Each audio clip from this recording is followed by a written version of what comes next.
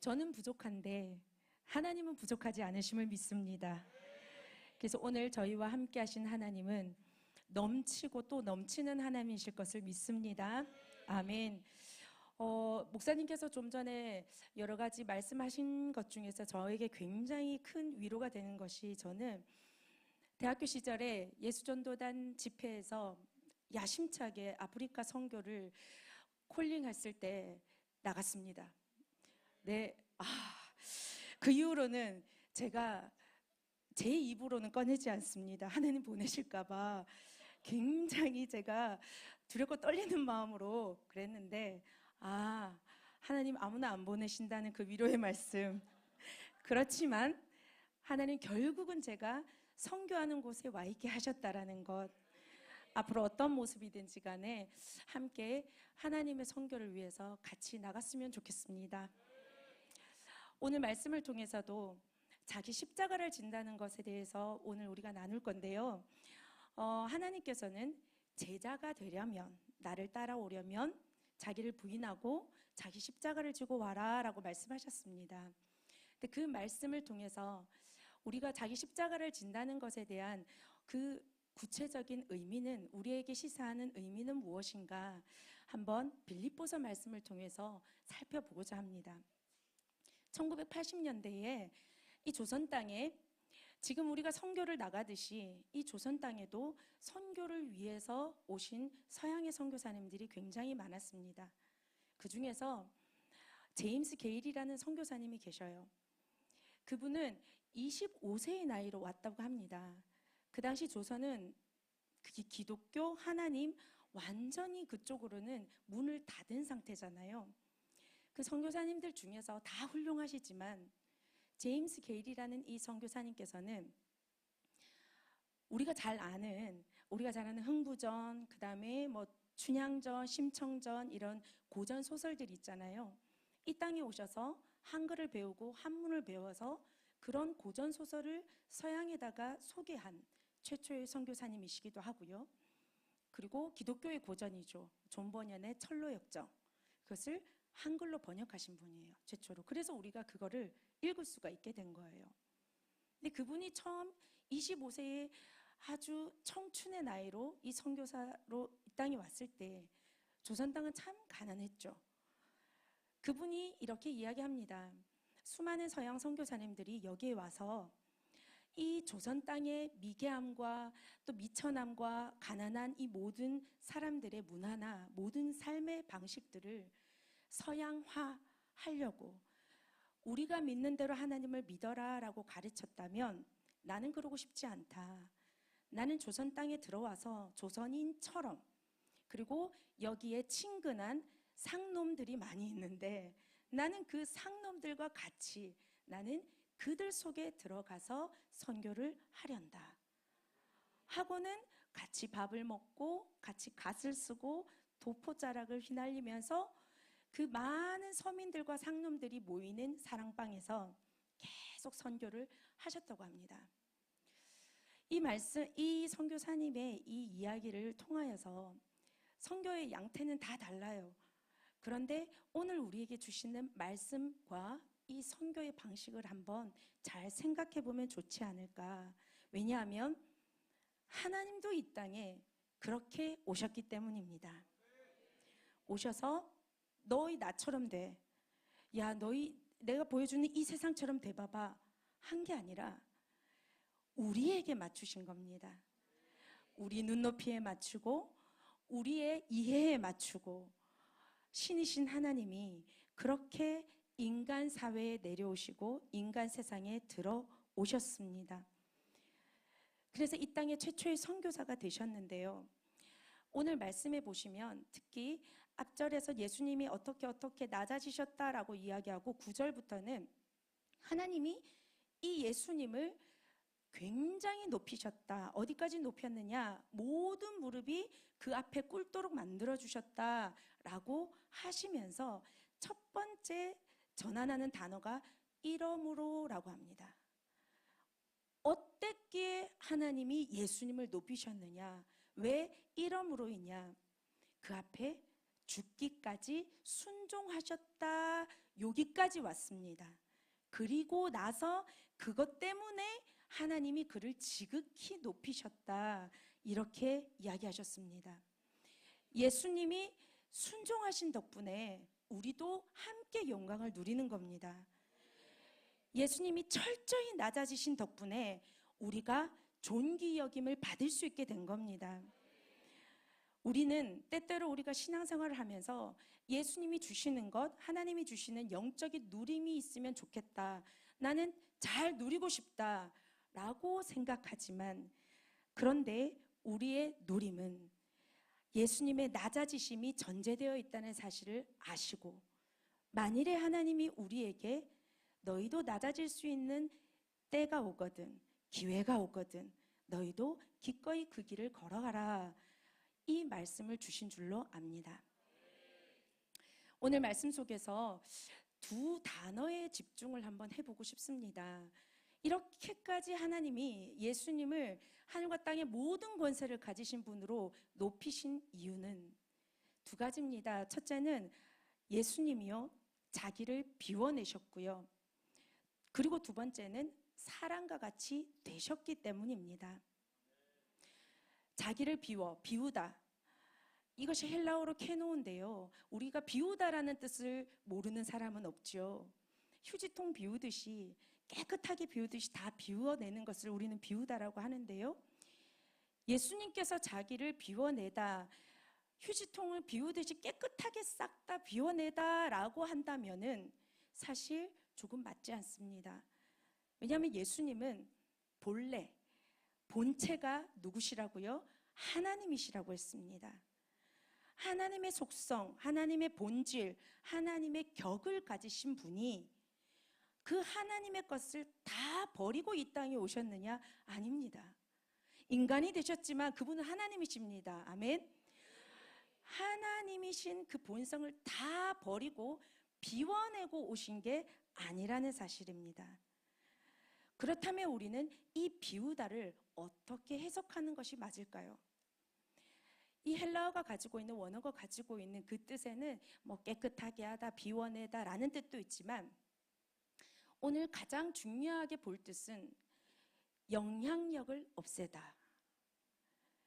예수님께서 분명 안에 하나님의 본성, 하나님의 능력을, 권세를 다 가지셨음에도, 그리고 그것으로 이 땅에 오셔서 수많은 사람들을 구원해 내시고 능력 베푸실 수 있음에도 그 영향력을 사사로이 사용하지 않았습니다. 언제만 사용했느냐? 하나님 아버지가 허락하실 때만 사용하신 겁니다. 영향력을 없애셨습니다. 내가 능력이 없어서 못하는 것과 능력이 있는데도 안 하는 것은 여러분 정말 다릅니다. 맞죠? 진짜 다릅니다. 어머니가 혹은 아버지가 이 어린 아이를 향해서 뭘 해주고 싶어요. 막 도와주고 싶어요. 그래서 10가지, 20가지 다 싹 다 해주면 얘는 잘 자랄까요? 우리 전부 다 생각합니다.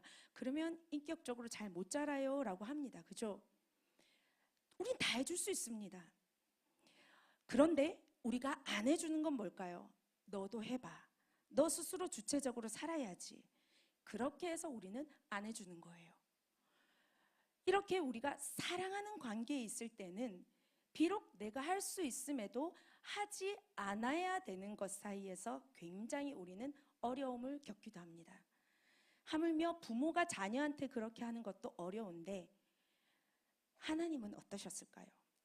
하나님 다 하실 수 있습니다. 능력이 충분합니다. 그래서 이 하나님이 본인의 영향력으로, 본인이 가지고 있는 힘의 영향력으로 행사하시지 않고 오직 하나님이 허락하실 때에만 그것을 사용하시겠다라고 한 그것이 자기를 비워내신 행위라는 겁니다. 마태복음 말씀 함께 16장 24절 그 말씀을 보시고 제가 16장 24절 제가 잘못 보내드렸나 본데요. 이 말씀입니다. 누구든지 나를 따라오려거든 자기를 부인하고 자기 십자가를 지고 나를 따를 것이니라 라고 했습니다. 제가 아까 말씀드렸던 우리가 제자가 되는 과정은 자기를 부인하고 십자가를 져야 합니다. 그죠? 자기를 부인한다라는 것은 바로 이 빌립보서 말씀에 의하면 내 스스로 영향력을 하나님 앞에서 제한한다입니다. 내가 할 수 있는데 하나님이 허락하셔야 한다는 거죠. 여기 앉아 계시는 분 사실 저와 연배가 비슷하다고 생각하시는 분들은 본인의 과거를 얘기할 때 나 옛날에 한가닥 한 사람이야 라고 할 수 있죠. 저도 한가닥 했습니다. 여기도 다 한가닥 하셨잖아요. 그죠? 살아가면서 우리가 내가 한가닥 했다라는 것으로 인생을 살려고 할 때 나를 드러내고 그리고 문제를 해결하려고 할 때 뭐 할 수 있습니다.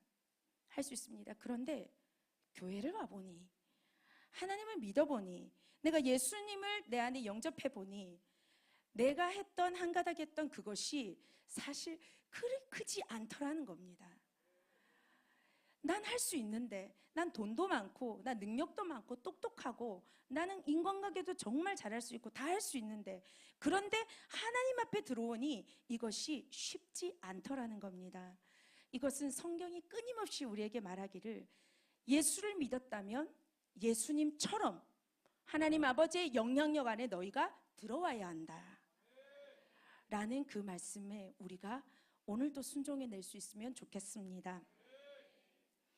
다윗이요 너무 억울하게 사울 왕한테 쫓기고 도망 다니잖아요. 그죠? 계속해서 도망갑니다. 근데 다윗이 잘못한 게 있을까요? 없어요. 그냥 사울의 시기 질투심 때문에 다윗은 계속 쫓겨가는데 이 사울의 시기 질투심이 어디까지냐 하면 다윗이 도망가다 못해 블레셋이라는 한마디로 해외 도피까지 합니다. 그럼에도 불구하고 끝까지 사울은 다윗을 놓지 않습니다. 어느 날 다윗이 많이 도망하다가 그 유대 광야에서 엔게디 광야에 갑니다. 그리고 그 굴 속에 숨어 지냅니다. 사울이 쫓아올까 봐. 그리고 이 위치가 발각이 되죠. 사울이 옵니다. 그때 당시에 다윗은 혼자의 몸이 아니에요. 다윗을 따르는 수많은 다윗의 사람들이 있습니다. 그들과 함께 있습니다. 그런데 사울이 왔죠. 사울 왕이 그 근처까지 와서 찾다가 배가 너무 아프니까 볼일을 봐야 돼서 어디로 들어갑니까? 이 굴 속에 들어갑니다. 그죠? 기가 막히죠. 들어가서 볼일을 봅니다. 깜깜한 굴 속에서. 자, 다윗과 다윗의 사람들은 이 기회를 어떻게 보고 있습니까? 하나님이 주신 기회다라고 보았습니다. 그래서 우리가 사무엘상 24절을 한번 볼게요. 24절, 4절, 5절을 한번 읽어보실 때에 다윗이 이렇게 이야기합니다. 같이 한번 읽겠습니다. 시작. 다윗의 사람들이 이르되 당신에게 이르시기를 내가 원수를 내 손에 넘기리니 내 생각 좋은 대로 그에게 행하라 하시더니 이것이 그날이니이다 하니 다윗이 일어나서 사울의 겉옷자락을 가만히 베니라. 사람들이 이것이 기회입니다. 지금 치소서. 막 기회라고 막 얘기했어요. 다윗이요, 저 지금 사울 왕을 죽일 수 있는 능력과 힘이 됩니까? 안 됩니까? 됩니다. 되고도 남습니다. 아마 사울하고 맞짱을 뜨면 다윗이 이겼을지도 모릅니다. 다윗은요, 저 사울을 지금 죽이고 나잖아요. 그럼 다윗이 뭐가 되느냐 하면 왕이 될 수도 있는 거예요. 그리고 내가 계속해서 왕에게 대적하지 않기 위해 도망했는데 하나님이 이렇게 딱 앞에 갖다 놓으셨네. 너무도 쉽게 우리는 하나님이 주신 기회라고 생각할 수도 있겠지요. 그래서 사람들이 얘기했습니다. 우리 합시다. 이 기회 잡읍시다 라고 합니다. 사실 순간 다윗의 머릿속에는 굉장히 복잡해 있었다라고 저는 생각을 해요. 왜냐하면 오랜 시간 혼자 도망 다닌 것이 아니라 도피 생활을 이 따르는 무리들과 다 같이 했잖아요. 이 무리들에게 이제 우리는 도망자들이 아니야. 이제 우리는 자유인이야. 해주고 싶지 않았겠습니까? 그럼에도 불구하고 다윗은 결정합니다. 어떻게 해요? 그 사울 왕의 겉옷자락만 살짝 베고 맙니다. 그래나 놓고서도 마음에 찔립니다. 왜요? 하나님이 이 사울 왕을 왕으로 세우셔. 하나님이 세우신 왕인데 감히 내가. 그는 자신의 할 수 있는 모든 힘과 영향력을 다 내려놓습니다. 하나님이 하시도록 내려놓습니다. 내 따르는 사람들에게 유익이 안 갈 수도 있습니다. 또 더 오랫동안 도망 다녀야 될 수도 있습니다. 그럼에도 불구하고 그는 하나님의 영향력이 미치기를 그 앞에서 순종하고 내려놓습니다. 영향력이 있지만 쓰지 않는 것, 그것이 자기 부인이라고 저는 말하고 싶습니다. 우리가 세상 사람들도 요즘에는 이런 말을 많이 써요. 선한 영향력. 그렇죠? 선한 영향력이라는 말을 되게 많이 씁니다. 선한 영향력은 무엇일까요? 내가 가지고 있는 힘을 좋은 곳에 흘려보내는 것, 그것이 선한 영향력일 것입니다. 그래서 수많은 목사님들이 설교 중에도 우리가 밖에 나가서 선한 영향력을 행사하자라고 이야기도 합니다. 맞습니다. 우리는 해야 돼요. 우리가 갖고 있는 것을 막 흘려보내야 돼요. 그런데 성경에서 말하는 참된 영향력, 진짜 선한 영향력은 절대 선이신 하나님의 원하는 대로, 그분이 시키는 대로, 그분의 때에 우리가 순종할 수 있는 법을 배우는 것이 선한 영향력이라는 겁니다. 이런 일화가 있었어요. 재미난 예화 중에 하나가 어떤 소년이 내가 위대한 사람을 한번, 이 세상에 위대한 사람을 찾아보겠다. 여행을 떠납니다. 근데 아무도 찾을 수가 없었어요.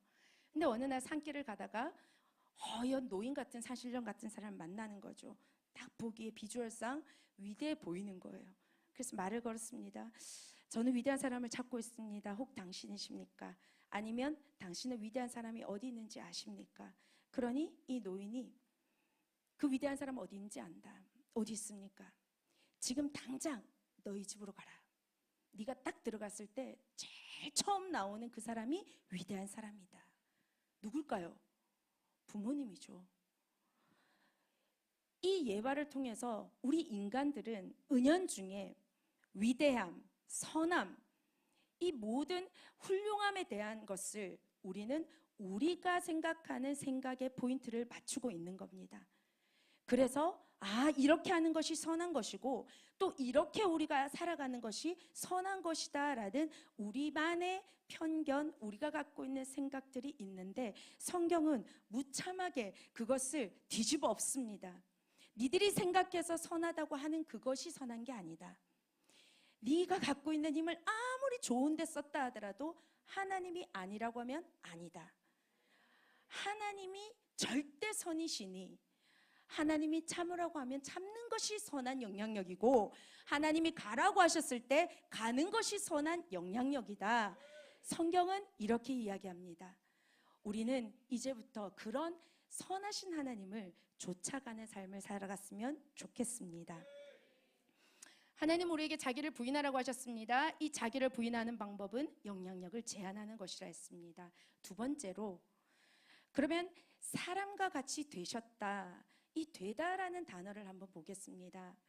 하나님이 사람이 되실 때에 사람의 모양으로 자기를 낮추셨다라고 성경은 이야기합니다. 그런데 하나님이 사람처럼 사람 흉내를 내러 이 땅에 오신 것이 아닙니다. 그죠?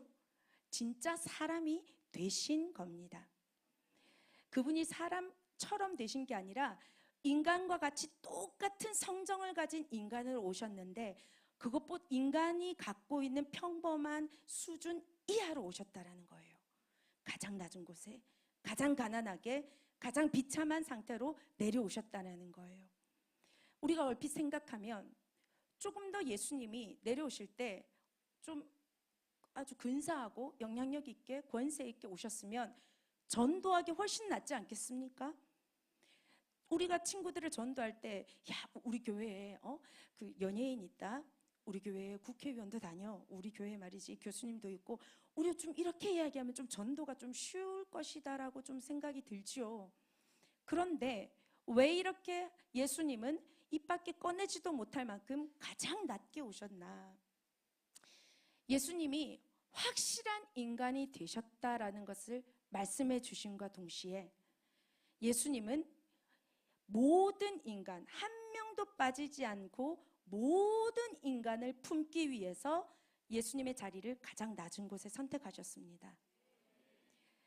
낮은 곳에, 가장 낮은 곳에 있어서 예수님이 인간의 성정으로, 하나님이 아니시더라도 인간의 성정으로 이해하지 못할, 공감하지 못할 사람이 아무도 없도록 가장 낮은 곳에 오셨음을 믿으시기 바랍니다.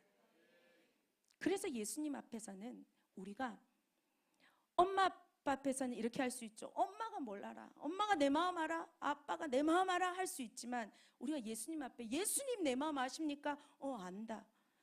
예수님 이렇게까지 했는데 예수님 내 마음 아십니까? 안다. 하실 수 있는 거예요. 예수님이 가장 낮은 자리에 오셨기 때문입니다.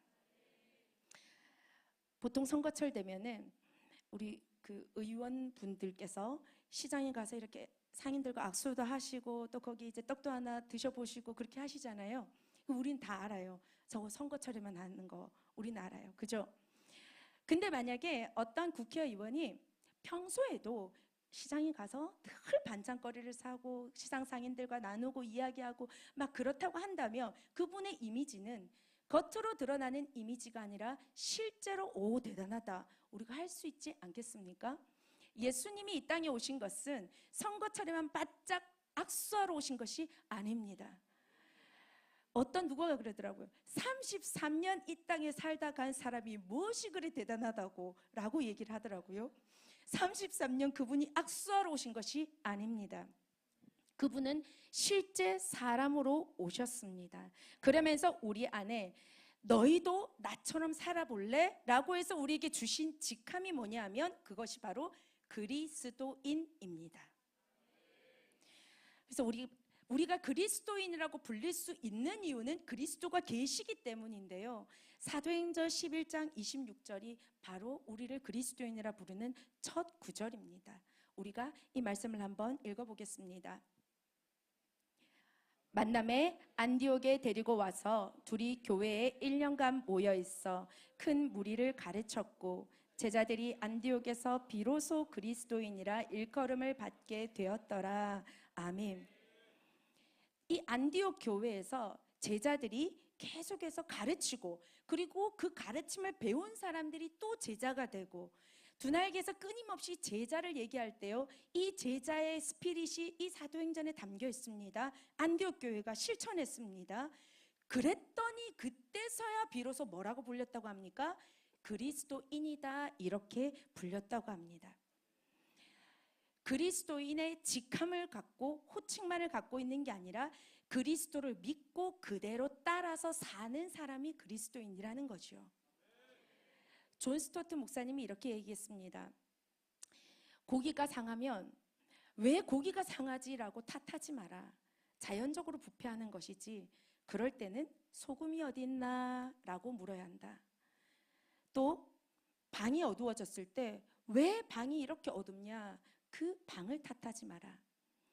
등은 어디 있는가 라고 물어야 한다 라고 하면서 뭐라고 이야기하셨냐면, 이 땅에 왜 이렇게 이 땅이 살기가 힘들고 사람들이 서로 속고 속이며 정말로 힘들어지는 세상이 되고 죄악 많은 세상이 되는가, 이래가지고 이 땅이 말세가 오겠다 이렇게 하지 말고 그리스도인이 어디 있는가를 물어야 한다는 거예요.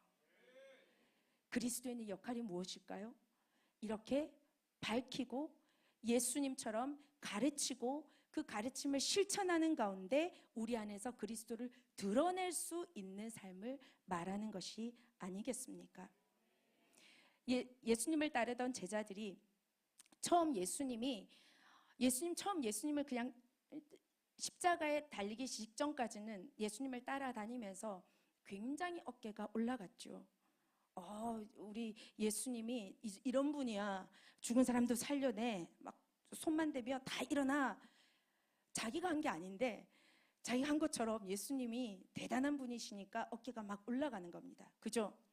그런데 그런데 중요한 사실은 예수님처럼 능력을 행하지는 못해요. 예수님 옆에서 어깨는 올라가고 예수님과 똑같은 명예를 가지면서도 실상 그들은 예수님과 똑같은 권능과 능력과 권세를 행하지는 못하는 거예요. 간질병 걸린 어떤 아이를 둔 아버지가 와서 이야기해요. 예수님에게 꼬지릅니다. 내가 당신의 제자들한테 갔더니 쟤네들이 못합디다. 못 고치던데요? 라고 얘기했어요. 그 자리에서 예수님은 고치셨습니다. 그냥 예수님 옆에 있다는 이유만으로 나도 그리스도인이고 예수님과 같이 간다는 이유만으로 나도 그리스도인이라고 생각했던 이 제자들한테는 정작 뭐가 없었습니까? 그리스도의 능력이 없었습니다. 새 생명이 없었습니다. 그런데 그들에게 언제 생겼습니까? 예수님이 십자가에 달리는 걸 봤습니다. 그리고 그때 그들도 숨었고 두렵고 떨었습니다. 그리고 3일 만에 부활하셔서 그들도 함께 살아났습니다. 우리가 예수님처럼 함께 고난에 들어가고 예수님처럼 함께 낮아짐을 경험해야지만이 우리도 누군가를 만나고 전도하고 사람과의 관계를 할 때 그 사람을 공감하고 그 사람을 사랑할 수 있는 능력이 생겨난다는 겁니다. 예수님을 믿었는데 우리가 물리적으로만 변하면 안 됩니다. 예수님이 나무신데 내가 그 나무로 나무 의자를 만들었어요. 아무 소용이 없습니다. 예수님을 믿었습니다. 내게 화학적인 변화가 일어나야 합니다. 내 성분이 바뀌어야 합니다. 그것이 물이 포도주가 변하는 사건입니다. 예수님께서는 최상급 포도주로 완전히 바꾸어 놓으셨습니다.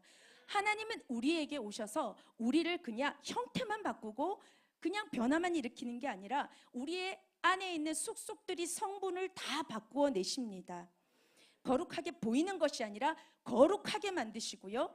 권세 있게 보이는 것이 아니라 권능을 가진 자로 만들어 주십니다. 그것이 바로 그리스도인이고 그것이 바로 자기 십자가를 지는 첫 번째 단계입니다. 우리가 이 출애굽기 말씀을 한 번 더 보면서 출애굽기 말씀 속에서 담겨 있는 그럼 자기 십자가를 진다라는 것이 구체적으로 무엇인가라는 이 내용을 한번 보겠습니다. 출애굽기 22장 26절에서 27절 말씀입니다. 같이 한번 읽겠습니다. 내가 만일 이웃의 옷을 전당 잡거든 해가 지기 전에 그에게 돌려보내라. 그것이 유일한 옷이라. 그것이 그의 알몸을 가릴 옷인즉 그가 무엇을 입고 자겠느냐. 그가 내게 부르짖으면 내가 들으리니 나는 자비로운 자임이니라. 아멘. 네가 이웃의 옷을 전당 잡았느냐? 저 사람이 갚을 게 없어서 옷이라도 받았느냐? 그러면 해지기 전에 돌려보내라. 아니 내가 잘못한 게 아니잖아요. 그랬는데도 그 옷을 가지고 왔다면 돌려보내래요. 왜냐하면 중동의 날씨는 해가 지면 급격히 기온이 떨어집니다. 그래서 겉옷이 없으면 정말 얼어 죽습니다. 그러니 그 사람이 죽을지도 모른다. 꼭 주어라. 저 사람에게 한 벌뿐인 옷이지 않느냐라고 합니다. 그러면서 만일에 그 옷이 없는, 겉옷이 없어서 벌벌 떠는 그 누군가가 하나님께 부르짖으면 내가 그의 기도를 들을 것이니 나는 자비로운 자다라고 해요. 자비란 긍휼히 여기는 마음, 불쌍히 여기는 마음이거든요. 근데 하나님이 지금 어느 편에 서시겠다고 합니까? 잘못을 따지자는 게 아니라 옷이 없는 자의 편에 서겠다 하셨습니다. 가난한 자의 편에 서서 너도 하나님을 믿고 너도 하나님을 믿는 자이지만 하나님은 더 약한 자의 편에 서 있겠다. 그래서 나는 이 사람의 약한 사람의 기도를 내가 듣겠다라고 하나님 말씀하셔요. 근데 이 구절 앞에는요 누가 나오느냐 하면 고아와 과부와 그리고 가난한 나그네가 나와요. 나그네를 학대하지 마라. 나그네를 압제하지 마라. 그러면 너희 나한테 죽인다는 말을 하셔요. 강력하다는 거죠. 그러면서 하나님이 뭐라고 하시냐면 왜냐하면 내가 왜 이렇게까지 얘기하느냐면 니들도 나그네였어 라고 얘기합니다. 우리가 전도하는 이유가 뭡니까? 저 사람이 나보다 못해서요? 아닙니다. 우리가 복음을 전하는 것이 내가 복음을 가져서 내가 조금 더 나은 사람이어서가 아닙니다. 내가 복음이 없을 때 그 괴로움을 내가 아니까, 하나님 만났을 때 그 행복을 아니까 너도 똑같이 한번 나랑 같이 경험해보자, 그것 아닙니까? 자기 십자가를 진다고 하니 굉장히 무겁게 들려지지만 사실상 하나님은 우리에게 실현 가능하고 실천 가능한 교훈들을 주십니다. 죽을 때까지 못 지키는 건 안 주셔요. 그 십자가를 진다라는 것은 너가 고아와 과부와 나그네가 지금은 아니지만 너 만약에 네 안에 나의 사랑이 빠지면 너는 고아와 같은 사람이야. 내 사랑이 빠지고 나면 너는 나그네 같은 사람이야. 내가 너에게 사랑을 다 뺏어버리면 너는 과부 같은 사람이야. 그러니 너나 얘나 도찐 개찐인데 너가 높다고 생각하지 말아라 라고 주시는 말씀인 줄로 믿습니다.